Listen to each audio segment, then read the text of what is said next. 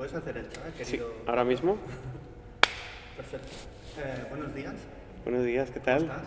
Muy bien. Te he visto ahí en el Twitter que venías en el tren y tal. Te he puesto un me gusta.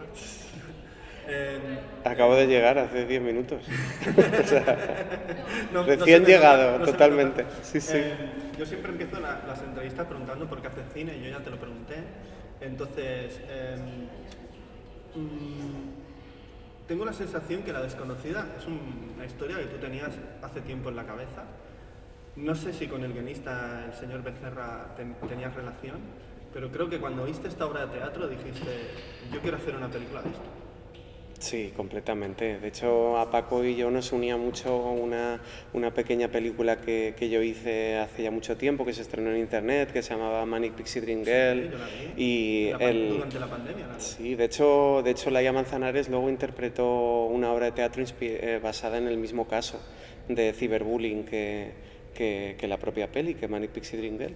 Y yo en su día ya le había escrito a Paco para decirle, a mí este tema me interesa, Internet es un tema que me interesa mucho, no solo lo que nos ha traído de bueno, pero sobre todo me interesa lo malo, cómo nos ha cambiado nuestras vidas, se las ha hecho más superficiales, más adictas, cómo a día de hoy una menor de 15 años es una presa fácil de cualquier agresor en Internet. Y yo sabía que aquí había una peli que tenía que ser incómoda, que tenía que ser dura, que tenía que ser un cine que te interpelara como espectador, que te hiciera preguntas, y había unos referentes que yo tenía en mi cabeza muy claros de cineastas que a mí me han removido, pues Yorgos Lanthimos, Michael Haneke, David Fincher, Julia Ducournau, y sabía que tenía que ir por ahí. Entonces nos pusimos a escribir el guión, Aisea Viana, Paco Becerra y yo. Fue un proceso muy intenso hasta hoy.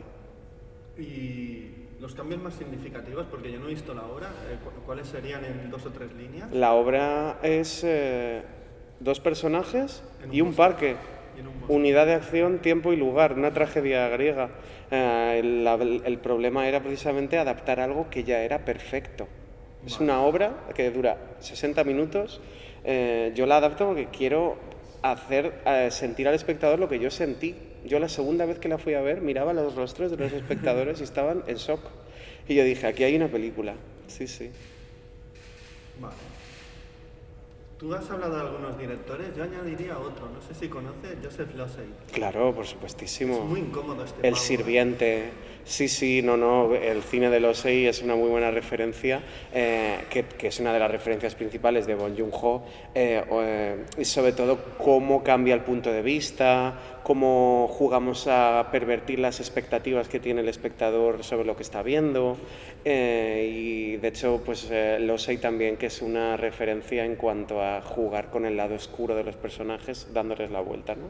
Sí. Más, yo le decía a Laia que con tu película me pasa una cosa que me estás vacilando, Pablo, toda la película, porque me miras de frente, pero me das la vuelta, ¿sabes? O sea, eres honesto, pero, ¿sabes? Y no es una peli tramposa. ¿A qué te refieres? Porque me haces creer unas cosas y luego me contradices. Y luego la propia película me contradice. Me van surgiendo ideas y las propias ideas se contradicen. Y esto me encanta el cine, que me incomode mucho y que no sepa muy bien hacia dónde me están llevando. Sí, a mí me interesaba mucho que la película fuera como un caleidoscopio, que según cómo lo estés girando te va diciendo una cosa, parece que vamos por aquí, pero hoy, pero no, empatizas en un momento, pero luego es imposible volver a donde estabas. En definitiva es la vida, o sea, igual que plantear toda la oscuridad de este individuo a plena luz del día y en un espacio abierto. Yo no quería un antagonista clásico de novela, no, yo quería la persona con la que te cruzas por la calle, en el barrio, en el supermercado, y que jamás podrías pensar que hay un monstruo dentro. De hecho, el primer plano de la película es muy inquietante y no ocurre nada. Es muy Haneke. Es aquello que decía Tarkovsky en su libro, de que cuanto más dura el plano, más terrorífico se vuelve, sin Sí. que ocurra nada. Porque Sí. piensas que va a ocurrir algo, tu puta cabeza piensa. Sí, el concepto del corte fue muy medido con Marta Velasco, la montadora. Es que vaya Santiago. Y joder. Santiago Racaja, la fotografía. Sí, Vaya. me he rodeado de un equipo que admiro. Ha sido uno de los placeres y grandes lujos que tiene esta peli, el poder rodearme de gente que admiro y sobre todo gente que no está acostumbrada a trabajar en territorios de thriller. Marta Velasco me decía también, ¿por qué yo? Pero si yo, pues ella ya lo sabes, pues asociada a cineastas como Pedro Almodóvar, la familia Trueba. Claro, yo precisamente le decía, precisamente porque me hagas esta pregunta, porque la realidad es terrorífica, la referencia visual es La Virgen de Agosto, de Jonás Trueba. Vale. O sea, yo quería un Madrid luminoso, romeriano, casi como el que tenemos ahora en cartelera con Una bonita mañana de Maya Hansen-Løve, porque en Una bonita mañana también pueden ocurrir cosas terroríficas a escasos centímetros de nuestra vida en un parque. Y sí, hablamos mucho Marta y yo del montaje, de vamos a intentar estirarlo lo máximo posible para jugar con las expectativas del espectador y generar esa incomodidad. Y ahora la pregunta, ¿por qué Manolo Caro y por qué mi querida Laia Manzanares? Es que yo me parece una pedazo de actriz, en serio. La obra de teatro la interpretaron Antonio de la Torre y Nausicaa Bonín. Y sí, que ya de por sí era una... Sí, era un tiro, la obra era como una bofetada en el espectador y son dos actores que yo admiro muchísimo, pero sí que tuve muy claro desde el principio que quería una mirada mucho más cotidiana. A Antonio de la Torre le hemos visto, por ejemplo, en muchos papeles de thriller, mientras que a Manolo es un personaje que ejemplifica para mí, Manolo solo es el hombre de la calle, es el James Stewart del cine español, que hemos podido ver en numerosos papeles. Y precisamente eso es lo que yo quería decirle al espectador, es alguien como tú y como yo puede esconder lo terrible dentro. Y asumiendo esa convención, eso es así, o sea, no hay fisuras en el personaje de Leo, es terrible como lo que hace y cómo es, pero sabiendo esto, ya lo tenemos en cuenta, vamos a ahondar un poquito y a rascar por ahí dentro, a ver qué hay. Vamos a intentar meternos en la oscuridad para intentar ver hacia dónde nos lleva. Eso, vamos a meternos en el cubo de basura para ver hacia dónde nos llevan esas moscas y esas ratas que están ahí dentro. ¿Y Laia? Laia fue un proceso catártico, o sea, porque hicimos un casting, Arantxa Vélez y Paula Cámara, las directoras de casting, fue un proceso muy largo en el tiempo, casi pues es un año. Vimos centenares de actrices, yo me involucro mucho en los castings además, porque improviso con ellas, eran pruebas muy largas de casi una hora, ensayando, yo interpretando el papel que interpreta Manolo solo. Y hubo algo muy bonito que cuando vimos a Laia por primera vez, Paco Becerra la vio la foto y me dijo, me recuerda a Isabel Huppert en La pianista. Y claro que será una de nuestras referencias a la hora de escribir el guión. Y claro, ahí ya la vimos de otra manera, vimos en la prueba, yo improvisé con ella, vimos el potencial que había ahí. Y uno de mis mayores miedos a lo largo de todo el proceso fue que Laia es una actriz camaleónica, mutante. O sea, depende de cómo te mira, es una persona o es otra. Y eso sabíamos que iba a ser un valor también para esta peli. Y ha sido un placer poder... ha sido un proceso muy intenso. Hemos ensayado dos meses antes de rodaje con Manolo y Laia. Han sido un proceso muy duro, hemos reescrito mucho el guión. Yo les quería dar mucha libertad porque yo no hago muchas tomas. No paso de la tercera... Y a veces una solo. Sí. Hago dos, hago la segunda por cubrirme para que mediante dirección no me eche la bronca. Pero, y en ese sentido, por eso, Marta Velasco me decía, no es necesario, esta está ok, ya está. Es como, sí, yo intento buscar el mayor azar posible en las tomas y cuanto más se piquen y más se repiten, más se pierde. Pero para eso tienes que llegar fuerte habiendo ensayado, claro, obvio. ¿Qué dicción tiene Laia? Qué bien habla, qué bien se le escucha cuando habla. Parecía, yo cuando empieza la peli parece hasta que esté doblada, tío, en serio, de la dicción que tiene. Sí, sobre todo Laia es que tiene, ya no solo es la voz, sino el poder de la palabra. Nosotros trabajábamos mucho en los ensayos la idea del dardo y la idea del disparo, que era eso, el hecho de esta frase es mucho más puntiaguda, esta va a tener un poquito más de recorrido, ya está, esas eran mis apuntes. Tampoco es en plan de no lo hagas así, quiero que lo digas de esta manera, no, porque cuanto más constriñes al actor, yo creo que es peor. Mis actores son muy libres. No me gusta que trabajen en un metro cuadrado, no, que tengan 1 kilómetro, que me reten, que me digan esto no me gusta, esto vamos a cambiarlo, ya decidiré yo luego si lo cambio o no, pero que se sientan potencialmente escuchados, y en ese sentido Laia ha sido una actriz que ha ido más allá del papel ejecutor. Ha reflexionado mucho sobre la película, sobre su personaje, sobre la trama, ha aportado mucho a un nivel de perspectiva de género al propio personaje. No hay que olvidar nunca que obviamente vivimos en una mirada que ya de por sí es patriarcal, y más si eres hombre dirigiendo. Entonces hay muchas veces que tanto Aisea Viana, Laia Manzanares, Ana López Cobos al vestuario, Marta al montaje.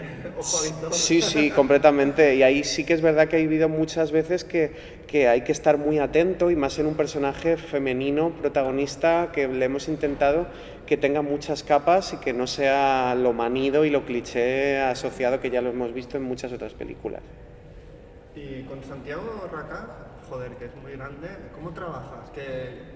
¿Tenías referencias pictóricas, por ejemplo? Sí, mucho. Yo trabajo solo desde la pintura. Sí, ¿cuáles eran, por ejemplo? Pues los primitivos flamencos, Ofelia, sobre todo mucho Millet, hay mucho también de mucha pintura de norteamericana de los 60 y 70, Andrew Wyeth, esos campos. Qué interesante, Pablo. Sí, sobre todo yo... Cuando vaya a Madrid, comemos juntos y me explicas. Bueno, cuando quieras, claro que sí, pero a ver, referencias cinematográficas son muy interesantes. Yo no hago storyboard, por ejemplo, yo hago traigo al set los planos idénticos que a mí me gustaría tener de otras películas, y sobre esos partimos. Pues por ejemplo, yo traía Under the Skin, pues traigo varios planos que me interesan, no que con eso significa que los vaya a copiar. Quiero este momento, ponme un 50, tal, no, pero sobre ese plano vamos a jugar, vamos a ver hacia dónde nos lleva, y la pintura desde el punto de vista de la paleta de colores, de la atmósfera que plantea el color, es lo que hace que todo sea más rico, claro. No sé si has visto una peli, ahora me ha venido, no sé por qué, pero me ha venido ahora. ¿Cuál? Del inconveniente de haber nacido. No. Hostia, tienes que verla, Pablo. Sí, sé cuál es, pero no la he visto. Es una referencia a tu película, es increíble cómo se mezclan, se fusionan las mentes. Sí, la conozco, pero no la he visto, ¿En serio? Sí. Me ha venido ahora. Digo, wow, es como la peli de Pablo, tío. Qué bueno. Es una película muy extraña, muy sencilla, pero en un guión como la tuya, ¿no? Un guión poderoso. Ay, qué bueno. También me resulta muy interesante la nota aclaratoria o la nota del director del principio. ¿Eso cómo viene? Porque no es nada habitual verlo en el cine. Sí, Yo me acuerdo del Testigo de Cargo, cuando acaba, había una nota también. Viene justo por ahí. Vale. Ser juguetón, ser afilado con el espectador y ponerle ya en estado de alerta de uy. Yo lo que quiero, a mí lo que más me interesa cuando hago cine es que el espectador se olvide de dónde está. Eso es lo que a mí más me interesa. Ese momento en el que yo estoy dentro de una sala. Y suele ocurrir en mi caso, que me tengo ya como bastante conocido, al minuto 10, ya estoy un poco si la película me está gustando, yo ya estoy metido. Por eso yo las veo las películas de la fila 2 lo más cerca posible, para no tener cabezas a mi alrededor. Ese momento para mí era muy importante, marcarlo desde el propio rótulo inicial, en el que yo hablo al espectador y le digo, ayuda a preservar la experiencia al resto de espectadores, porque ya te está poniendo en un estado de alerta a la hora de decir, uy, tengo que estar atento a lo que está pasando. Y sí, la referencia obviamente es la campaña de Psicosis de Alfred Hitchcock, cómo jugaba con el espectador, esas instrucciones que mandaba a los cines. Hitchcock es una referencia para mí como cineasta, no solo en La desconocida, sino como director. Y aquí yo lo he querido llevar hasta sus últimas consecuencias, porque se habla mucho de Hitchcock en la película, es una referencia manifiesta, y no, al igual que D.R. Werner, yo no tengo miedo de que se vean mis referentes. Hay mucha gente que los oculta, se siente avergonzado. No, yo lo digo por bandera. Alfred Hitchcock es el director que a mí me ha enseñado a hacer películas. Luego además como a dirigir thriller me ha ayudado con el tempo, con el suspense, ¿no? Pero Alfred Hitchcock es el que ha moldeado mi mirada. Entonces yo quería darle ese juego, sí, ¿vale? Porque ahora sí en plan jocoso y tal, y supongo que tendrás amistad o lo conoces, Carlos Bermud. Te has hecho un Bermud, ¿no? Ahora, con La desconocida. Obviamente Bermud es una referencia, claro. Has hecho un Bermud.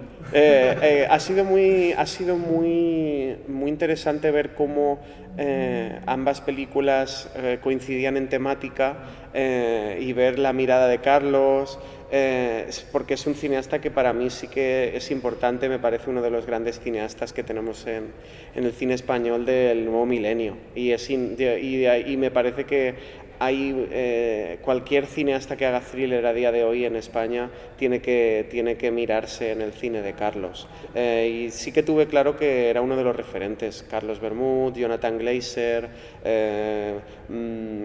David Fincher, Bong Joon-ho, el propio thriller coreano es una referencia que ha moldeado mucho lo que es este juego de máscaras que plantea toda la peli. Sí. Yo le dije a Carlos que ya no se hace cine como el que hacía Carlos Saura, en plan rollo psicológico, y sobre todo explorar la condición humana y sobre todo toda la mierda que todos tenemos. Sí. Entonces es interesante ver en una película este tema psicológico.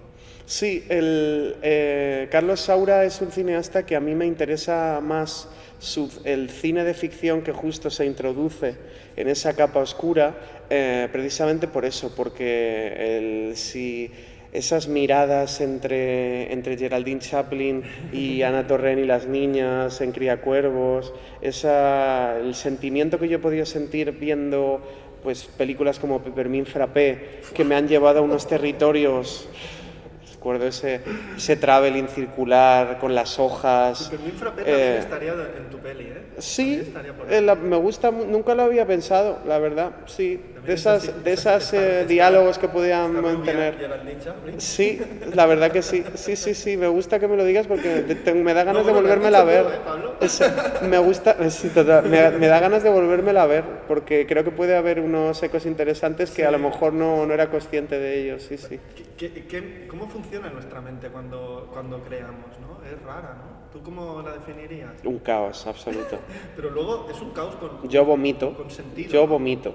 Yo me mando notas y emails constantes a mí mismo. Hay veces que me mando la misma nota 20 veces porque pienso que es nueva, tal. Es como, y esto podría estar bien. Luego veo las notas, lo he dicho 20 veces.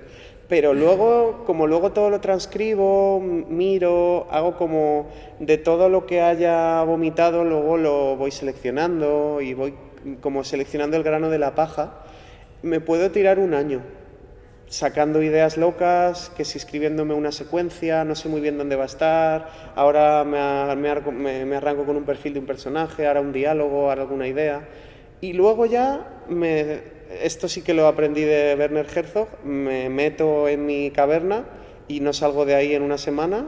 Y ahí, que Herzog se pone música a tope, Wagner, yo no, yo trabajo en silencio. Pero sí que es verdad que en esa semana ya ha habido veces que me he ido fuera de Madrid para estar más concentrado a un hotel. Y ahí sí que en esa semana bajo toda la tierra, lo miro, selecciono y ya empiezo a jugar, que es como yo trabajo. No tomándome demasiado en serio, demasiado a mí mismo, con mucha autoironía, pensando, pues esto es una mierda, o esto lo vamos a matizar un poquito. Creo como que a nivel creativo, hablas de proceso creativo, creo que Nanni Moretti en Caro Diario, por ejemplo, ejemplifica muy bien cómo yo trabajo, ese sentimiento caótico, pero que luego al final, si el caos es tuyo y aún así es un caos organizado, funciona. Por lo tanto, a mí me sirve. Lo bonito de todo esto es que cada uno tenemos nuestro proceso. En La desconocida funciona. Me estás hablando de un caos, de un desorden total, pero yo veo un orden y sobre todo veo una película muy pensada, una película que llevan muchos años pensando. Sí, La desconocida, fíjate que a medida que íbamos escribiendo el guión, fueron 2 años de escritura, la obra de Paco se iba representando en todo el mundo. Y había hallazgos visuales, yo veía cómo se ha representado en Viena, cómo en Alemania, en Nueva York, y ya viendo, mira, aquí el suelo es un espejo. Pues mira, yo pensaba, habrá momentos en los que puedo plantear como un espejo al espectador para que sienta lo que es la mirada del personaje sobre el otro.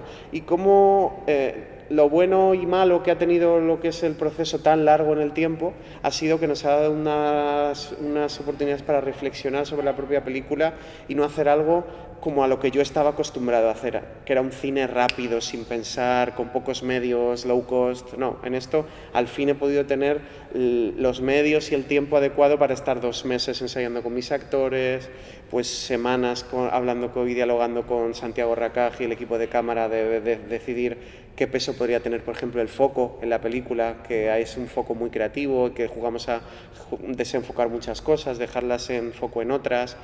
Y eso es lo que a mí me ha dado esta película, sobre todo mucha capacidad crítica en el tiempo, y creo que eso se ve en la peli. Vale, ahora, la película que vi yo ayer, ¿esta película qué pensabas cuando imaginabas esta historia? ¿O es mejor? Pues te diré sé que... sincero, Pablo. Sí. Te diré que es exactamente al 100% lo que yo quería hacer en mi cabeza. Esto es súper bonito, ¿eh? Sí, y sobre todo es una de las cosas, ha sido un rodaje muy duro, 4 semanas, muy breve, un presupuesto muy ajustado. Y yo creo que ha sido una mezcla de la emoción por rodar la gran película con la que tanto tiempo llevaba intentando luchar, pues me recordaba en Die Werner ahí en mitad de la nada, en Alemania con mi camarita, intentando luchar por hacer una película solo.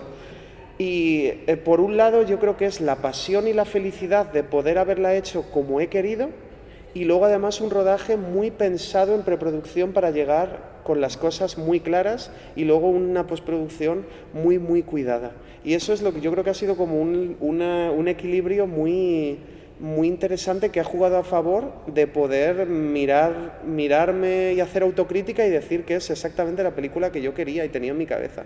Y me dicen muchos amigos directores que no es habitual, que para una primera peli no es nada habitual, que siempre tú tienes frustraciones. Uno, por ejemplo, nunca está contento con las mezclas de sonido porque siempre todo se puede afinar, es como el síndrome de Antonio López.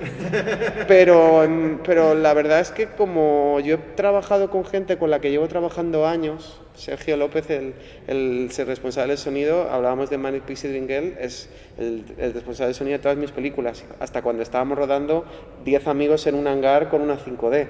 Y es como conocerte tanto te ayuda precisamente a saber tus limitaciones, tus valores buenos, y eso es lo que yo digo también a la gente que se quiere dedicar al cine, que se rodee de gente que no le juzgue, que se sienta cuidado y un clima muy libre para poder expresar lo que tenga que decir. Eso es, pero sí, estoy muy contento con la película que tengo, sí. Vale. ¿Y en Málaga cómo fue? Porque en Málaga, claro, el público de Málaga llena la sala a tope. Sí. Y es un público que va a ver cine español. Sí. Cine en español. Pues un proceso muy interesante. Yo estaba expectante porque Málaga no es un festival en el que haya mucho thriller y no tan incómodo como el que plantea esta película. Es un cine más abierto al gran público y fue muy bien acogida, la verdad. La prensa la ha arropado mucho, las críticas, el público, grabamos reacciones del público a la salida y veíamos desde la gente que salía desconcertadísima sobre el final, la otra gente que salía como... me gustó mucho un comentario que hizo una mujer que dijo, como a los 15 minutos de película, tú sabes por qué, ocurre algo que me ha hecho querer levantarme de la sala. Pero he hablado con mi marido y le he dicho, no, venga, vamos a quedarnos. Y estoy muy contenta de haberme quedado.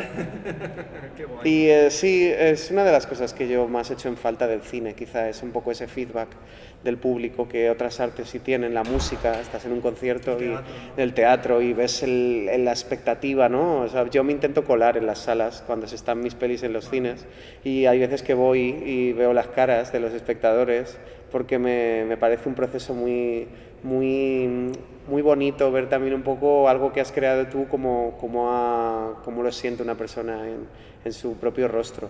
Esa sensación que pudimos ver, por ejemplo, pues eso, en Ana Torre, en el espíritu de la colmena, ¿no? Y sí, en Málaga la verdad que muy bien acogida y muy contento con todo el proceso de haberla estrenado y parido al fin. Que cumple 50 años el espíritu de la colmena Sí, este año. sí. Y Manolo Solo rodando además con Erice. Va a estrenar una Y peli. sí, Increíble. y con protagonista de Manolo Solo, la verdad, sí. Yo con Erice pude hacer un curso y sí, y la verdad que fue un proceso muy bonito. De hecho, se vio Manic Pixie Dream Girl, que fue muy interesante. Me decía que no había entendido demasiado la película porque como trata de internet y él se mueve totalmente ajeno a internet, pero me felicitó mucho por la peli, por la trama, el desarrollo de los personajes y tengo muchas ganas de poder ver la película y ver lo que ha hecho, la verdad. Ahora veremos, qué bacán. Ahora para terminar, Pablo, quiero que me recomiendes una peli que hayas visto y te haya encantado. Vale, una peli que haya visto y me haya encantado. Pues yo creo que te diré Aprile, de Nanni Moretti. Sí, que es la continuación de Caro Diario. Esta no la he visto. Pues la tienes en Filmin, sí. Y es sí, es la continuación de Caro Diario y sobre todo incide en la idea del cineasta con una condición de clase obrera, que yo me siento muy identificado también con esa afiliación, y habla mucho sobre la fragilidad del proceso creativo, sobre cómo hacer cine, cómo habla de las derivas de la izquierda italiana, que la crisis de esa izquierda europea, que a día de hoy también se ve muy reflejada. Y sí, me parece una película muy interesante. Míratela y ya la comentaremos. A mí me gustaba mucho aquella de la clase obrera no va al paraíso. Anda, claro. Pues Pablo, un placer volver a hablar contigo. Muchas gracias. Igualmente, José Antonio. Esto es maravilloso. Nada, pues espero que sigas haciendo películas. por muchas películas más venir a Barcelona y que sigamos charlando. La próxima vez voy yo a Madrid. Cuando Que ya quieras. has venido 2 veces. Cuando quieras. Y yo siempre digo hasta la próxima película. Hasta la próxima. Y a ver cuando veo una peli tuya. Pablo, por favor, Arráncate. como no la produzcas tú. Venga, arráncate.